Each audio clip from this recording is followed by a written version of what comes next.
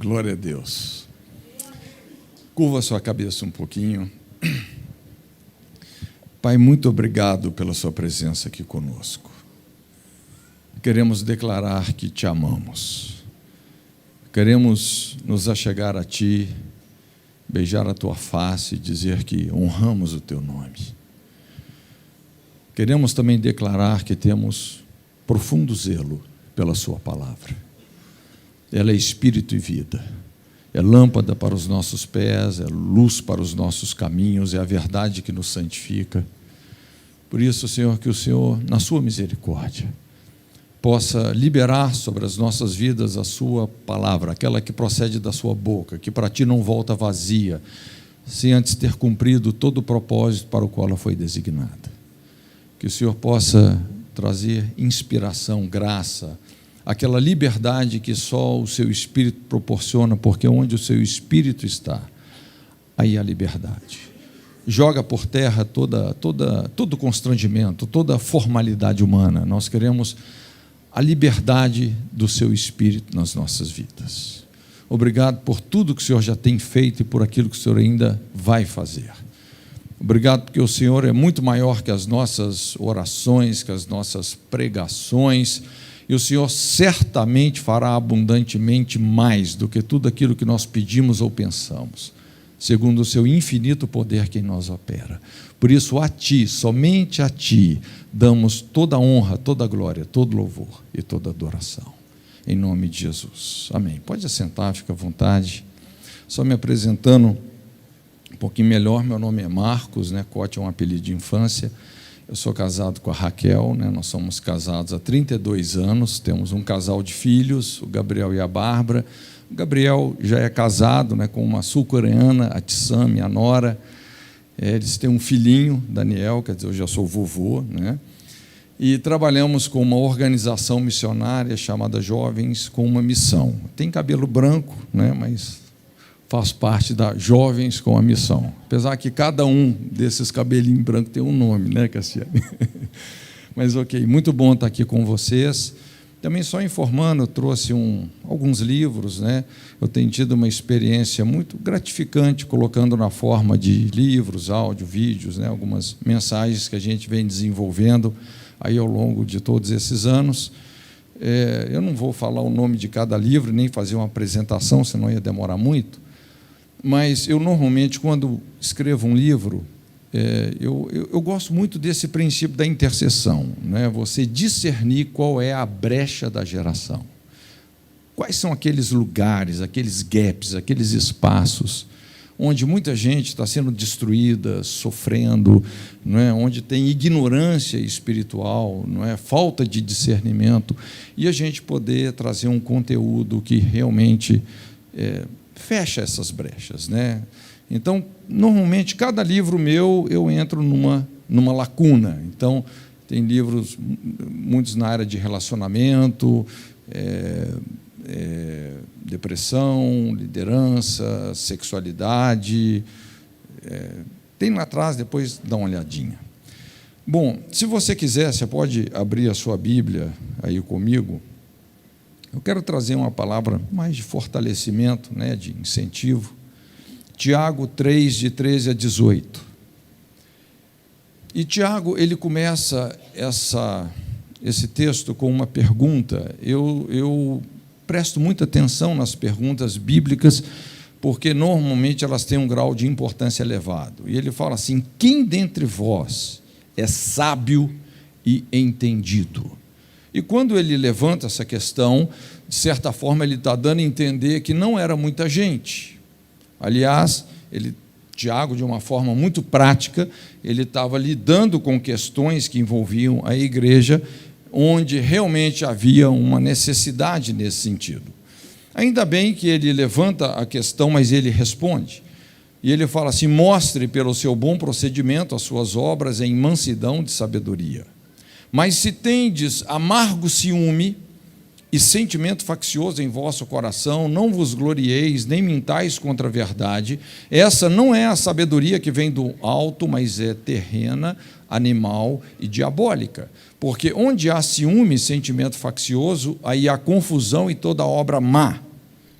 mas ele termina dizendo o seguinte: mas a sabedoria que vem do alto é primeiramente pura, depois pacífica, moderada, tratável, cheia de misericórdia e de bons frutos, sem parcialidade, sem hipocrisia.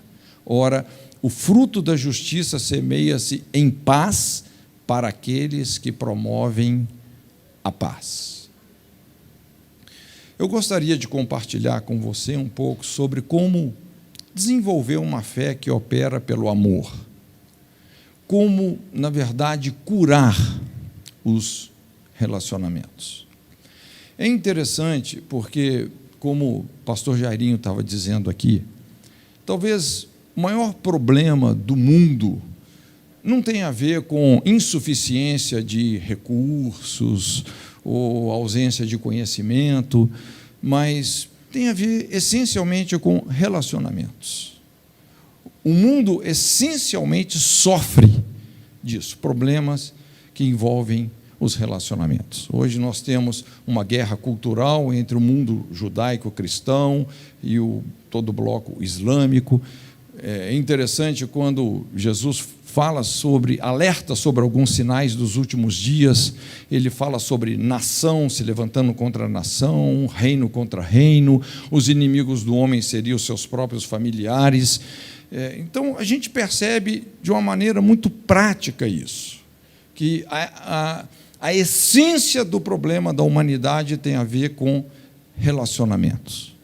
Você pode observar que aquelas situações que mais nos impactam, que mais nos derrubam, que mais mexem com a nossa estrutura, têm a ver com decepções e problemas de relacionamento. Às vezes a gente sofre uma perda financeira aqui ou outra, mas rapidamente você já recuperou. E às vezes o que mais nos abate não é nem a perda financeira, mas aquele golpe que nós sofremos no relacionamento.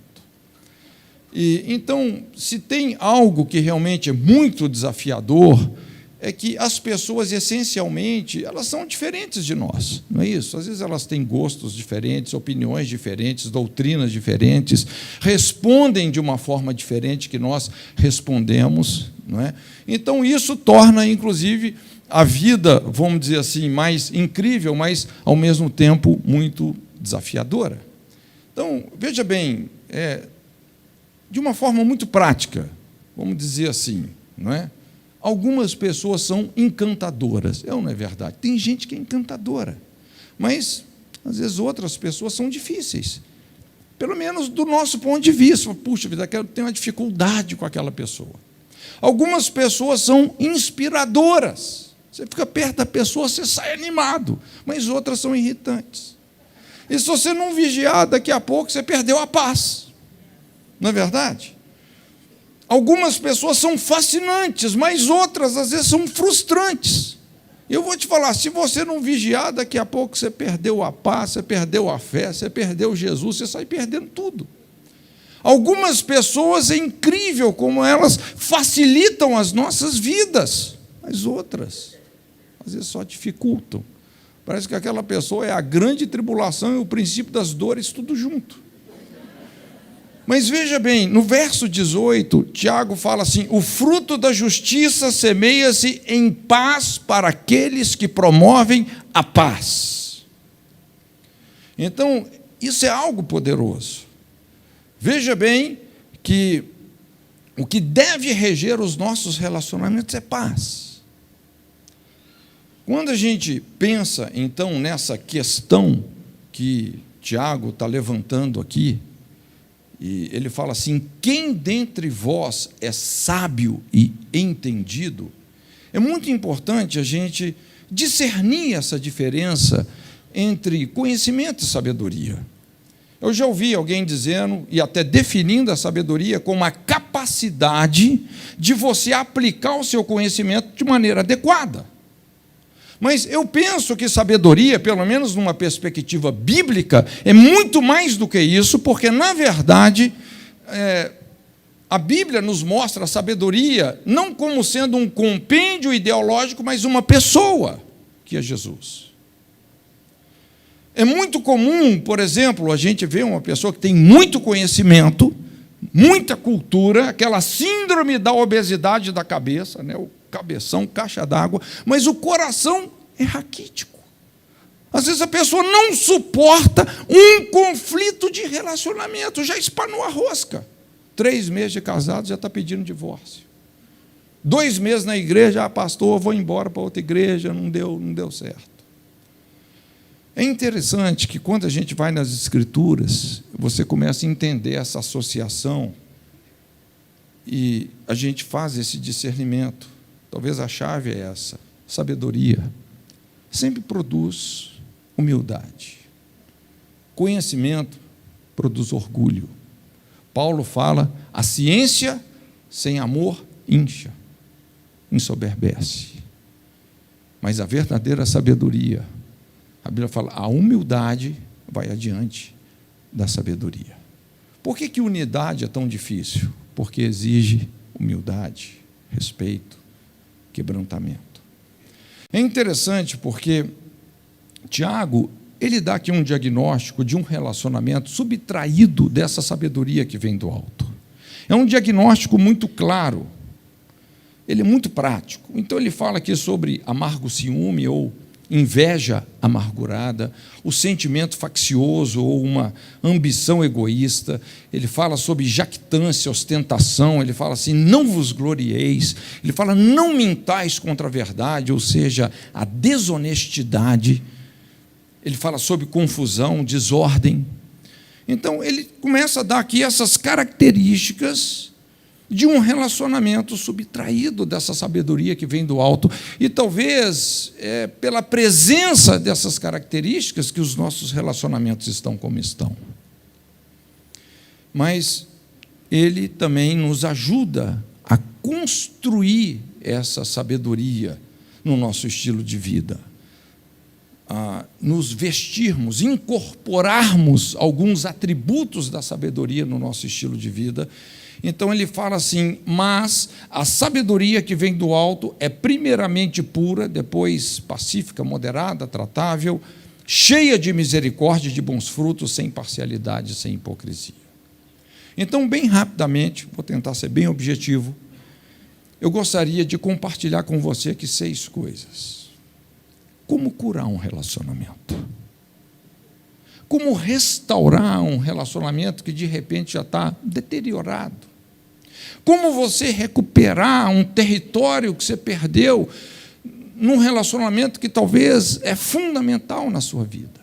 É interessante quando o pastor Jairinho estava falando sobre o sentido da vida. E o sentido da vida, gente, tem muito mais a ver com relacionamentos do que com coisas. Porque relacionamento é o DNA de Deus. É interessante, não é? Porque Deus é uma pessoa composta. Isso para a gente é uma coisa bem misteriosa, não é? A Trindade é uma coisa bem misteriosa. Mas ele é relacional, totalmente relacional. Então, primeira coisa, olha, se você quer curar um relacionamento, se você quer ser uma pessoa sábia para Deus, Tiago fala assim, a sabedoria que vem do alto é primeiramente pura. Pura. É muito interessante porque essa palavra no original, essa palavra pura, aliás, ela ocorre poucas vezes no Novo Testamento, no original, aí no grego, e todas as vezes que essa palavra ocorre, ela ocorre se referindo ao caráter do Messias, como alguém íntegro, uma pessoa honesta, dedicada, confiável. Então, se você quer ser uma pessoa sábia para Deus, primeira coisa, e talvez a mais básica de todas, é essa: seja íntegro, não se corrompa, não se venda, não negocie valores. Eu gosto muito quando a Bíblia fala assim, compra a verdade, não a vendas, a sabedoria, a prudência, a disciplina. Então, essa integridade, essa pureza. Aliás, isso não só cura um relacionamento, como isso pode, inclusive, curar uma empresa. Quando você se relaciona, seja com uma pessoa, com uma empresa que é honesta, que é íntegra, gente, talvez essa é a melhor propaganda para um negócio ou para uma pessoa, é isso. Olha, aquela pessoa é íntegra, é honesta, é confiável. Às vezes eu tenho intermediado conflitos seríssimos de relacionamento, casamento, não é? Pessoas que às vezes estão confessando um adultério, coisas terríveis. Mas quando a pessoa faz aquilo de boa fé, com integridade, demonstrando realmente a intenção de se tornar íntegra, é impressionante como essas situações, por mais traumáticas que elas foram, elas começam a ser revertidas. Você quer curar um relacionamento? Integridade. Seja íntegro. Deixa eu te dar só 4 pontos aqui para você cultivar essa integridade. É uma palavra assim bem prática. Como você cultiva a integridade? Número 1, cuide das pequenas coisas. Seja fiel nas pequenas responsabilidades. Veja bem, Jesus ele explicou, se nós somos fiéis no pouco, sobre o muito ele nos colocará. É muito importante nós entendermos como Deus é, gente. Deixa eu te explicar um pouco sobre isso no contexto que nós estamos falando. Por mais que, obviamente, Deus é infinito na sua grandeza, mas Deus não é um Deus megalomaníaco, Ele não tem mania de grandeza. Deus não está impressionado com o cara mais rico do planeta, o melhor desportista, o maior artista. Não. Ele se impressiona com pessoas que são fiéis às pequenas responsabilidades, que não desprezam os dias dos pequenos começos. Na verdade, é interessante isso. Quanto menos Deus te dá para você começar um empreendimento, mais Ele está investindo em você. Mas Ele está confiando no seu potencial. Então, Deus nunca começa do muito nem do pronto. Aliás, tem um provérbio que fala assim, o homem que precipitadamente toma posse da sua herança, o seu fim não será bendito. Já viu? Normalmente, quem começa do muito, às vezes termina mal. Eu estava vendo um documentário outro dia de pessoas que ganharam na loteria, o cara enrica do dia para a noite. Em média, 7 anos depois, esse cara está na pobreza. Isso acontece muito, inclusive, com jogador de futebol. Eu lembro, uns anos atrás, estava ministrando na Bélgica, aí conversando com um jogador de futebol, na década de 90, foi top na Europa. O cara não tinha nem como pagar o aluguel dele lá. Começou do muito, foi para a miséria. Então, olha, para cultivar a integridade, seja fiel no pouco, seja fiel nas pequenas responsabilidades, não despreze os pequenos começos. Talvez Deus tenha te dado aqui uma responsabilidade pequena, leva isso a sério. Isso vai construir caráter na sua vida, e o muito virá. Segunda coisa, diga não prontamente à tentação. Eu não preciso dizer para você que nós vivemos num mundo com muitas tentações. E talvez o maior segredo para vencermos a tentação é uma questão de velocidade. Diga não prontamente. E não só dizer não para o pecado, mas você saber dizer sim para Deus. A tentação não é aquilo que nos define, mas quanto mais nós nos entretemos com a tentação, mais fácil é de você ser seduzido, levado a praticar algo que depois realmente vai trazer uma grande destruição. Então, se você quer ser uma pessoa íntegra, você vai ter que treinar os seus instintos, você vai ter que ser rápido nesse sentido, em lidar com a tentação. Terceira coisa, não separe a sua vida privada da sua vida pública. É muito importante a gente tomar cuidado para que não haja essa brecha na nossa vida. Não é? De repente, quando nós estamos aqui na igreja, aquela cara de santo que só a gente sabe fazer, mas quando ninguém está nos assistindo, a gente é um demônio. Não permita isso. não é? Seja uma pessoa íntegra. Caráter é aquilo que nós somos quando nós não estamos sendo policiados. E também, quarta coisa, mantenha sempre uma consciência limpa. Se tem uma coisa que é importante, é servirmos a Deus com uma boa consciência. Não é você fazer para ter uma média com os outros, com liderança. Não. Sirva com uma boa consciência. Tem um ditado que fala assim: minta para a sua consciência e a sua consciência vai mentir para você.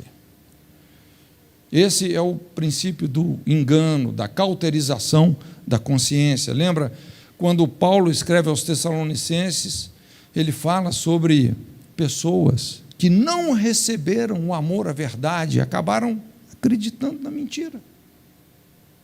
É impressionante como essa questão da inversão dos valores é real nessa geração. As pessoas estão chamando o certo de errado, o errado de certo, não é? Homem de mulher, mulher de homem, é uma desordem total. Mantenha sempre uma consciência limpa. E uma das principais maneiras da gente manter a consciência limpa é a gente estar disposto a reconhecer os nossos erros. Uma pessoa irrepreensível não é uma pessoa que não comete erros. Obviamente, todos nós cometemos erros. Mas uma pessoa irrepreensível é uma pessoa que sabe dar marcha ré, que sabe reconhecer os seus erros, que sabe retratar as coisas. Isso restaura a nossa consciência. Então, se você quer ser uma pessoa sábia para Deus, seja íntegro, não se venda, não se corrompa, seja leal. Segundo ponto, Tiago fala assim: a sabedoria que vem do alto é depois pacífica. A gente vive num mundo de tantos conflitos. E isso é um imperativo bíblico. Seguir a paz com alguns ou com todos? Com todos. Mesmo aqueles que não querem ter paz conosco, por incrível que pareça, nós podemos agir no espírito oposto. Seguir a paz com todos e a santificação, sem a qual ninguém verá o Senhor.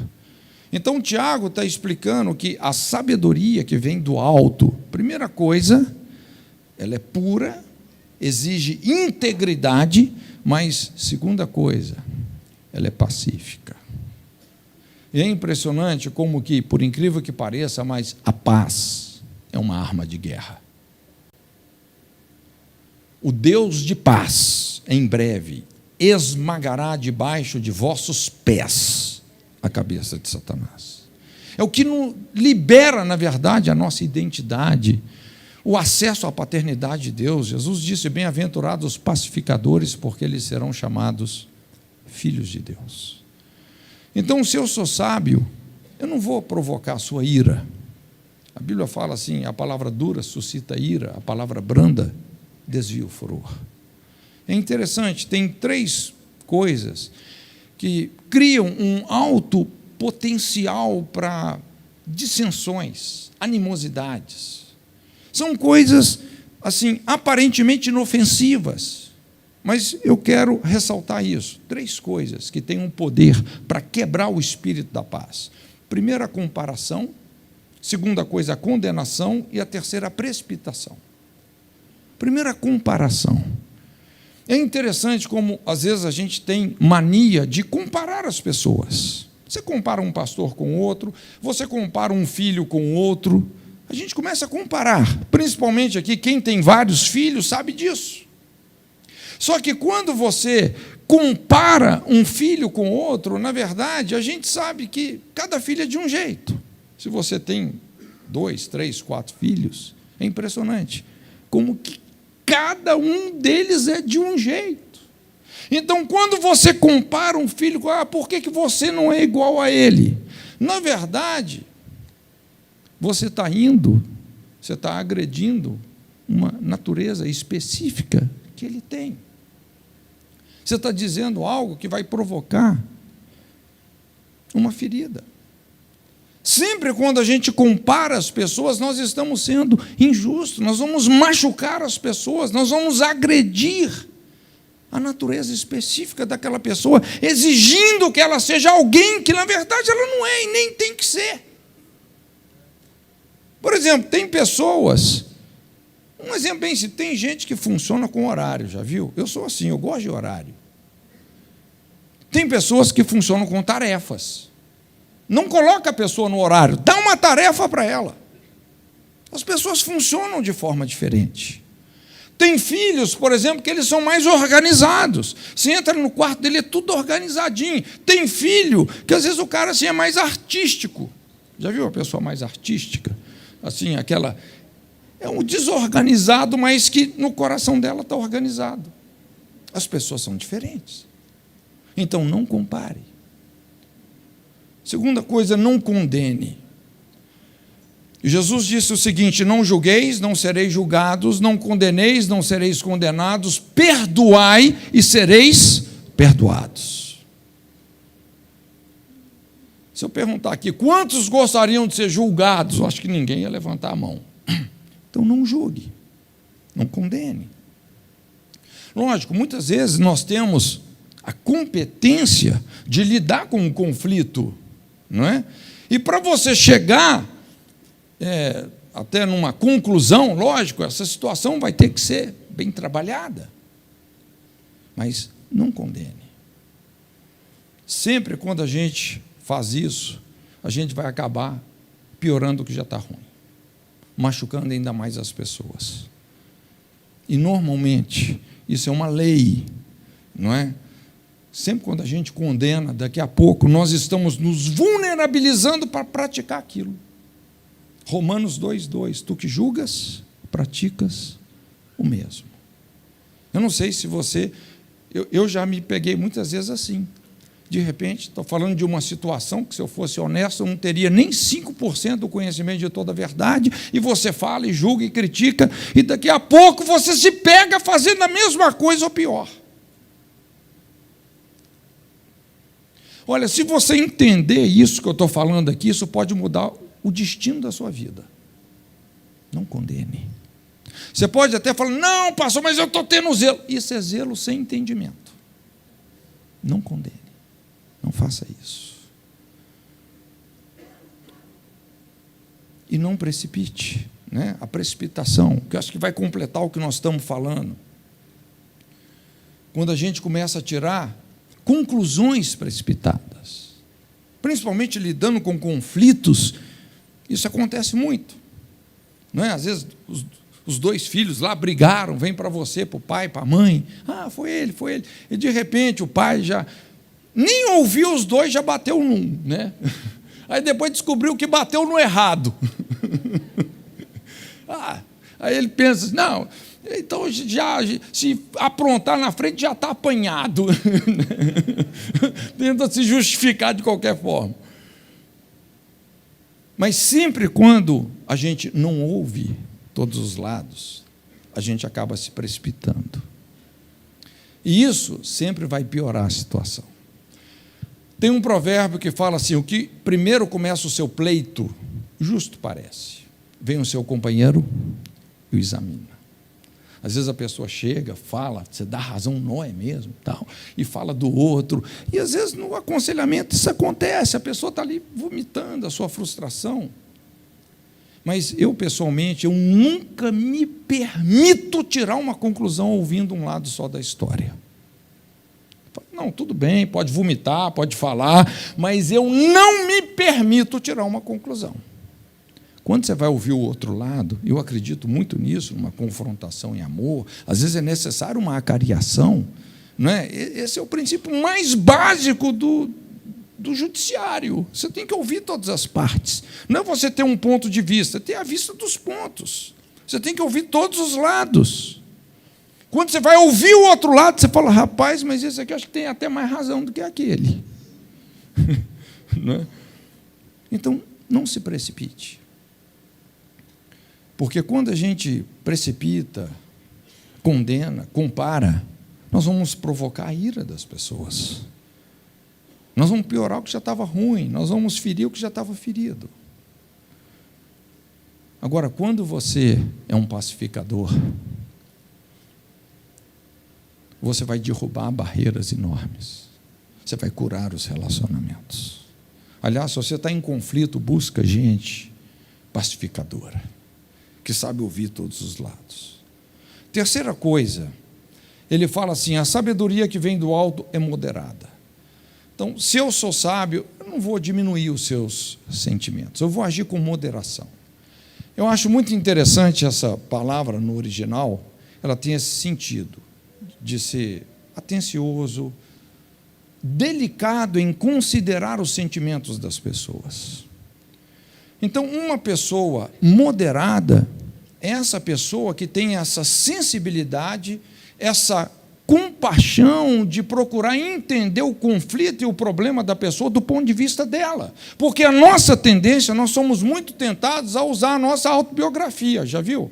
Você vai, às vezes a pessoa abre uma coisa com você, você vai tentar ajudá-la, mas às vezes você está dando uma opinião baseado na sua biografia, na sua história, na sua realidade. Isso normalmente não vai funcionar. É como você ir no oculista e o médico tira o óculos da cara dele e bota na sua cara, vai servir. Só se der muita sorte. O sentido da palavra aqui, essa moderação, é você se colocar no lugar da pessoa. É compaixão. É você entender o dilema, o conflito dela, do ponto de vista dela. E quando a pessoa se sente compreendida, ela desarma. Tem muitas pessoas no aconselhamento que, quando elas se sentem entendidas, ela fala assim: estou curado, até que enfim alguém me entendeu. Não precisa de mais nada. Tudo que a pessoa precisava era de ser compreendida. Aí ela baixa as defesas, solta as pedras, solta as armas, né? O fato de você entender a pessoa do ponto de vista dela não significa que você não poderá discordar dela. Às vezes é o que você vai ter que fazer. Mas se ela se desarmou, quando você discorda, a pessoa se sente amada. E é dessa forma que nós alavancamos muitas pessoas de uma situação onde ela estava atolada ali, olha, tanto tempo. Começamos a fazer a diferença. É interessante, muitos relacionamentos conjugais, né? Às vezes é uma guerra nesse sentido. Não é? Porque é aquela dificuldade de um entender como o outro se sente. E, normalmente, os homens são mais racionais, as mulheres são mais emotivas, né? Às vezes a mulher fica cobrando que o cara, né, às vezes é uma pedra de razão, que ele se torne agora num cara todo romântico e meloso, né? Não está no cara isso. Ela vai ter que ter muita paciência, não é? O cara é um Rambo, às vezes, né? O cara gosta de caçar, de dar tiro e tal. E, às vezes, o cara quer que a mulher, né, que até vendo novela, chora. Às vezes, minha esposa, estou vendo filme, quando ela começa a chorar, eu falo: meu Deus, o que ela está chorando? Mas eu fico calado. Porque eu tenho que respeitar o sentimento dela. E quando um não respeita o sentimento do outro, aí começa aquele inferno, aquela briga. Quem vai conseguir fazer o outro ser mais infeliz? Se você é uma pessoa sábia, você não vai diminuir os sentimentos dos outros, você não vai menosprezar, você vai respeitar. Tem pessoas que são temperamento mais brando, são mais quietas, são mais caladas. Normalmente os mais calados pecam menos, não é verdade? No muito falar não falta transgressão, não é isso que a Bíblia fala. Outros, às vezes, já são mais falantes, sanguíneos, hemorrágicos. Então, como é importante a gente respeitar os sentimentos de cada um. É impressionante como isso pode curar um relacionamento. Quarta coisa, ele fala assim: a sabedoria que vem do alto é tratável. Essa palavra significa submisso, humilde, tolerante. Talvez aqui sentido mais forte, a pessoa ser redutível. Eu gosto desse termo no português, redutível, tratável. Não é? Aquela pessoa razoável, que permite discussão. Não é? Alguém já disse que a unanimidade é burra. Imagina se você está num ambiente onde ninguém pode discordar, porque se você discordar, você é rotulado de rebelde. A unanimidade é burra. Gente, é importante que haja diversidade. Deus é um Deus de diversidade, não é? Então nós precisamos de ser redutíveis, tratáveis. De repente você tem uma inteligência, uma sabedoria que eu não tenho, não é? E assim nós vamos crescendo, aprendendo uns com os outros. Mas para nós curarmos muitos relacionamentos, nós vamos precisar de descer. Eu gosto quando Paulo fala aos filipenses: haja em vós o mesmo sentimento que houve em Cristo Jesus, que subsistindo em forma de Deus, não teve como usurpação ser igual a Deus, antes esvaziou-se da sua glória, assumindo forma humana, e como homem se fez servo, e como servo foi fiel até a morte, e morte de cruz. Irmãos, honestamente, eu não faço ideia o que é abrir mão do direito de ser Deus. Eu nunca fui e nunca vou ser Deus. Mas Jesus abriu mão da forma de Deus. Se fez homem. Esse é o mistério da encarnação. Ele se identificou conosco. E como homem, foi fiel até a morte. Paulo, traduzindo isso, fala que ele se fez pecado por nós, para que em nós habitasse a justiça de Deus. Ele desceu, desceu, desceu, desceu, desceu. Ele foi redutível. O Evangelho não é você subir a escada do sucesso. É Deus descendo a escada da encarnação. Isso é o Evangelho. Você quer salvar alguém? Nós temos que chegar nessa pessoa.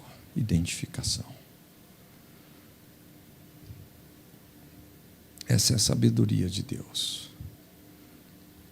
Quinta coisa, se eu sou sábio, eu não vou enfatizar os seus erros. Tiago fala assim: a sabedoria que vem do alto é cheia de misericórdia e de bons frutos. Eu gosto disso aqui. Aliás, isso sempre anda junto, misericórdia e bons frutos. Essa palavra misericórdia, em português, vem do latim. São dois vocábulos. Mísero, miséria, córdia, vem de coração, né? Cardia. A palavra misericórdia significa você colocar o seu coração nas misérias de alguém. Então, quando você exerce misericórdia, não é porque aquela pessoa merece, é porque ela não merece. Aliás, como alguém já disse, não é? Graça é você receber o bem que você não merecia, e misericórdia é você deixar de receber todo o mal que você merecia. Graça e misericórdia andam na contramão do merecimento. Não é porque a pessoa merece, porque ela não merece. Então você age com misericórdia. E a Bíblia fala que esse é um princípio mais elevado do que o julgamento. Aliás, essa é a causa de não sermos consumidos, não é verdade? As misericórdias do Senhor são as causas de não sermos consumidos. Agir com misericórdia conserta tudo, gente. Só que a pessoa tem que ser forte para isso. Quando eu falo ser forte, porque exatamente a pessoa fraca é aquela pessoa reativa, não a proativa. Você trata ela bem, ela te trata bem. Você trata ela mal, ela te trata mal. Ela é reativa. A pessoa misericordiosa, ela nunca vai ser reativa, ela sempre é proativa. A proatividade é essa capacidade não de reagir, mas agir em virtude dos valores que você agrega. Então você amortece as pauladas emocionais e age no espírito oposto, com misericórdia. Gente, como isso restaura as pessoas? Principalmente quando isso anda junto com a verdade. Graça e verdade têm que andar juntos. A gente jamais pode usar a verdade como se fosse um porrete, né? Toma a verdade. Não, tem que ter misericórdia, a misericórdia de Deus. Tem um provérbio que eu acho interessante, Provérbios 17, 9. O que perdoa a transgressão busca a amizade, mas o que renova a questão afasta amigos íntimos. Renovar a questão. Às vezes, muitos de nós temos uma tendência assim, né? A gente tem um arquivo morto das pessoas ou de determinada pessoa. Aquele arquivo morto. Quando a pessoa faz algo que a gente não gosta, a gente vai no arquivo, mas você sempre faz isso e tal, puxa aquela ficha de 20 anos atrás. Quando a gente renova as questões, quando você não age com misericórdia, você vai separar, vai dividir. Mas quando você perdoa, nós começamos a curar os relacionamentos. Tem uma ilustração que eu acho interessante, 2 caras foram num acampamento, né, de casais com as esposas, e chegaram lá, um deles entrou e falou, deixou a esposa na portaria, foi lá dentro, descobriu onde eles iam ficar e depois ia buscar a esposa. Só que, quando ele entrou, encontrou com esse amigo, que não via há anos. Rapaz, você está aqui, e tal, você também, quanto tempo? Converti. E o cara contando como é que converteu, o papo foi longe, até que ele se lembrou que tinha deixado a mulher lá na portaria.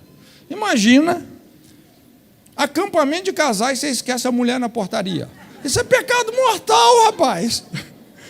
Então, quando rapaz, deixa eu ir lá pegar minha mulher, vai lá, corre lá e tal, que eu fico na oração. Bom, no outro dia se encontraram. Cara, como é que foi lá com a sua esposa?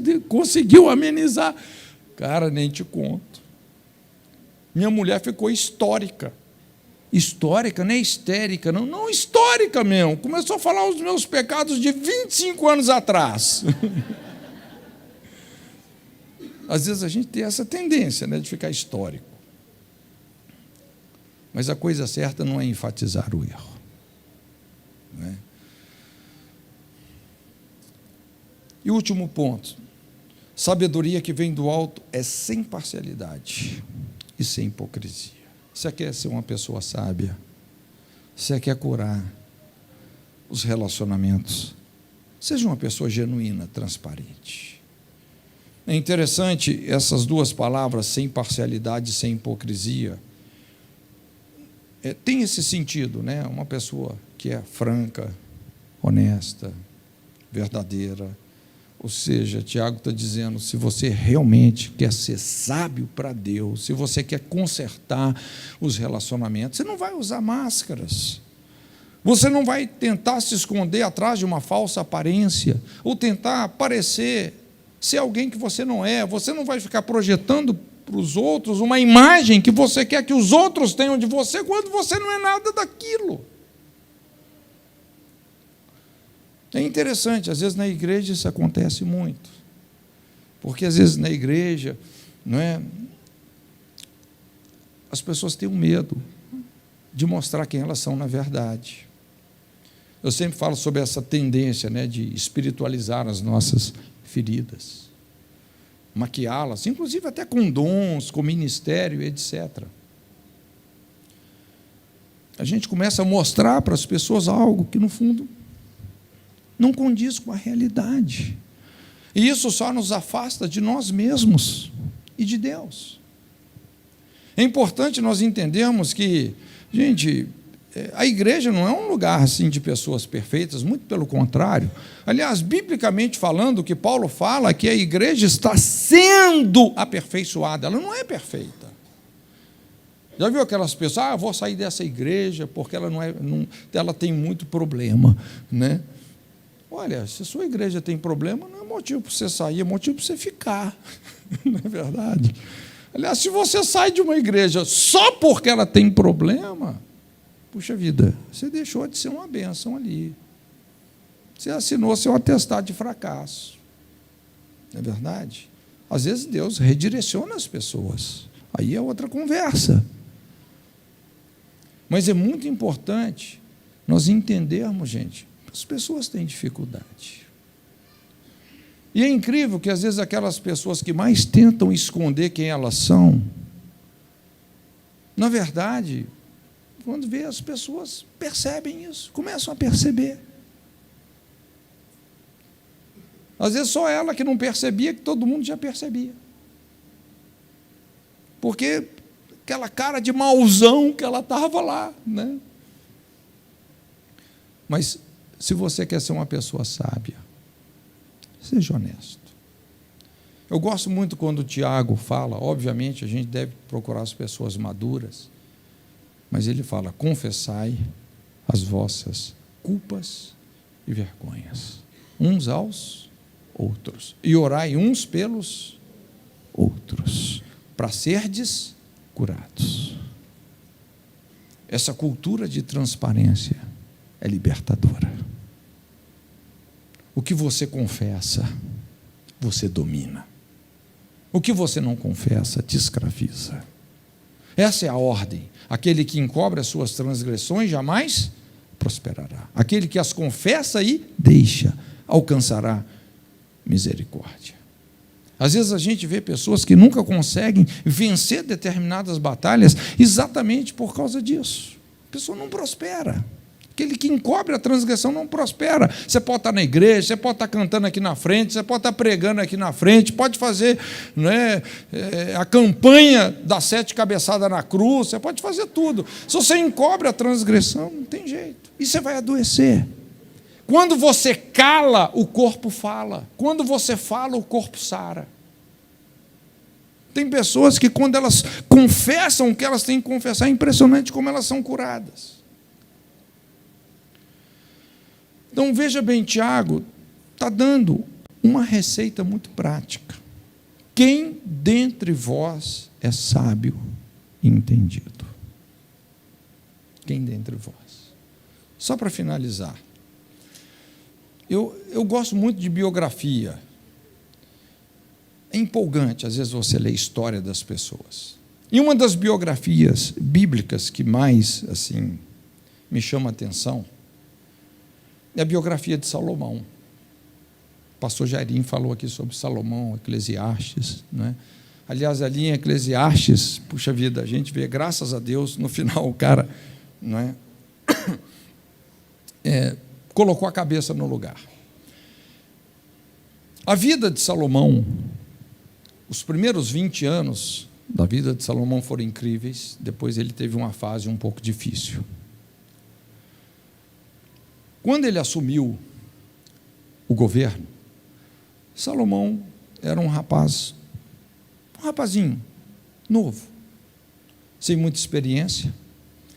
Veja bem, é importante você entender o contexto do reino de Israel, porque Davi, o governo de Davi foi o apogeu da nação. Inclusive, Mateus fala, né, de Abraão a Davi, mostrando o apogeu da nação de Israel. Era uma nação muito, muito poderosa. E agora, quando, pouco antes, na verdade, do Salomão assumir o governo, o irmão dele tentou um golpe de Estado, não é? Aliás, assim, tentou tirar o governo dele, não é? Mas no final, como Davi tinha dito, Salomão assumiu o reino. Ele tinha muitos inimigos, mas uma coisa incrível em Salomão, apesar dele ser muito novo, foi a diligência dele em buscar a Deus. Aliás, é muito difícil na Bíblia a gente ver um rapaz tão novo que buscou a Deus com tanta intensidade. Então a Bíblia fala lá, ele faz um culto onde ele oferece 1000 holocaustos. Você imagina o que é isso em termos até financeiros? 1000 holocaustos. Sacrificando dias e dias. Cada holocausto, obviamente, ele estava se derramando, se entregando em adoração diante do Senhor. Um pouco mais na frente, ele faz um outro sacrifício, mais de 20.000 holocaustos. Um desses grandes cultos que ele fez foram mais de 100.000 holocaustos, a Bíblia fala. E ele buscava a Deus tão intensamente, mas tão intensamente, que a Bíblia fala assim, que Deus apareceu para ele. E não foi uma vez, foram 2 vezes. Deus apareceu para ele. Imagina se Deus aparecesse para você. E quando Deus apareceu para ele, falou assim: meu filho, você pode me pedir o que você quiser que eu vou te dar. Veja bem, Deus não é doido de falar isso com qualquer um, não.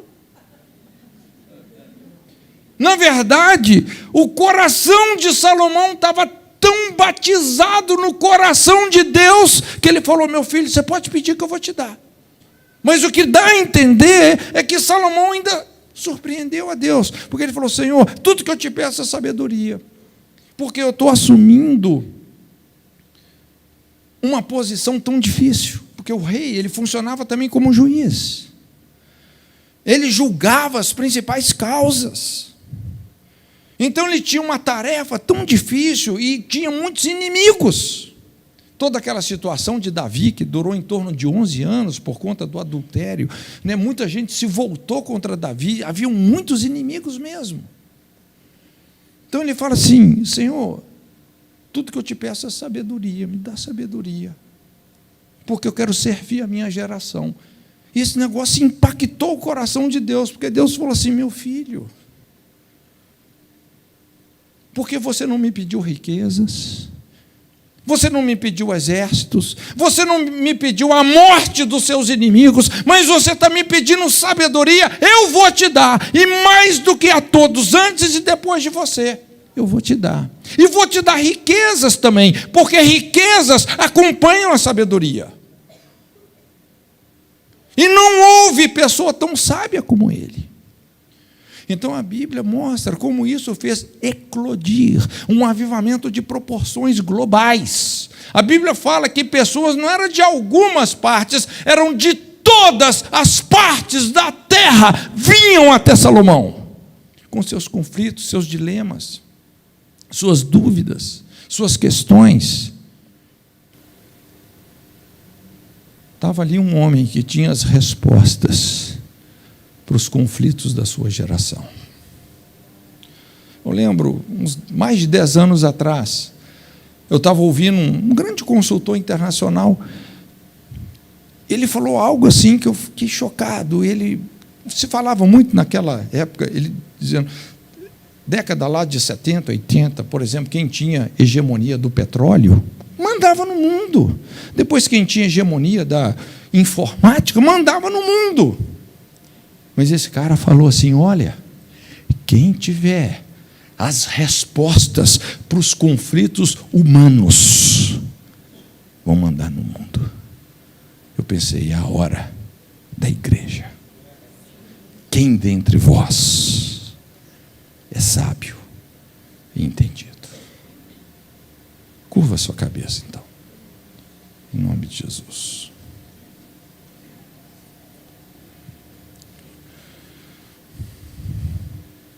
Existe algo em você que essa geração precisa. Está em você. Sabedoria não é um compêndio de conhecimento, é um relacionamento. Vem do alto. Conhecimento você vai aprender na universidade, prestando atenção em tudo. Sabedoria vem do alto, você tem que olhar para cima. É algo de Deus. É uma capacidade de curar os relacionamentos, de destruir as barreiras. É o ministério do sangue que derruba as barreiras entre gentios, judeus, macho, fêmea, servos, senhores, que conecta tudo, que restaura o propósito de todo relacionamento.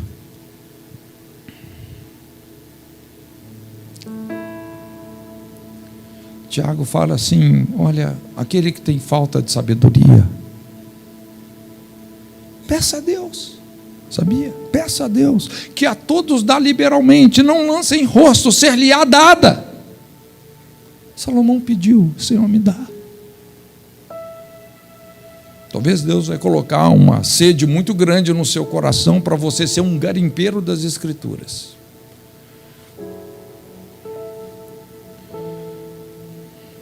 Se você precisa dessa sabedoria, fique em pé, vamos orar.